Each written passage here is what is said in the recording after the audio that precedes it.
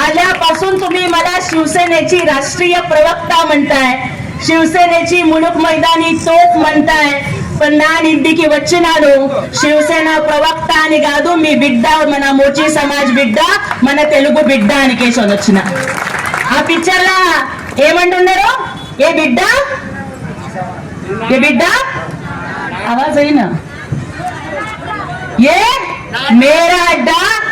आज आपल्याला सगळ्यांना सांगायचंय की ये बिड्डा, ये हमारा अड्डा, ये शिवसेने का अड्डा हे सांगायचंय.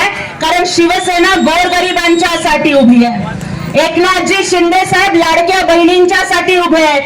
आज मला या ठिकाणी एकच सांगायचंय, कुणावर टीका करणार नाही, कुणाच्या विरोधात बोलणार नाही. कारण मी इथे राजकारण करण्यासाठी आलेच नाही. मी का आले इथे?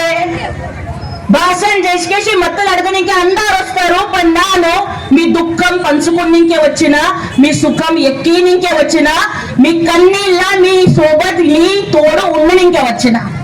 आणि ते ఎవరు ఉంటారు మనకి? तर फक्त आणि फक्त एकनाथ शिंदे साहेब आणि शिवसेना मला सोबत ఉంటది.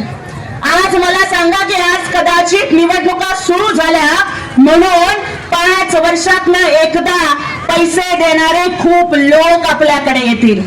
बरोबर आहे ना ताई?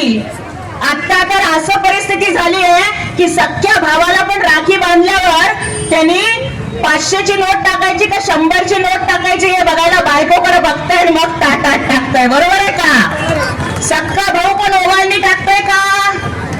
पण तुमच्या भावानं संक्रांतीला ओवाळणी पाठवली का नाही? लाडक्या भावानी पाठवली ना? मग 5 वर्षातनं एकदा देणारा पाहिजे का दर महिन्याला ओवाळणी देणारा भाऊ पाहिजे हे तुम्ही ठरवायचंय. आणि दर महिन्याला ओवाळणी देणारा भाऊ जर आपल्याला पाहिजे तर 2 धनुष्यबाण आणि 1 सफरचंद या चिन्हापुढे आपल्याला मतदान करायचंय.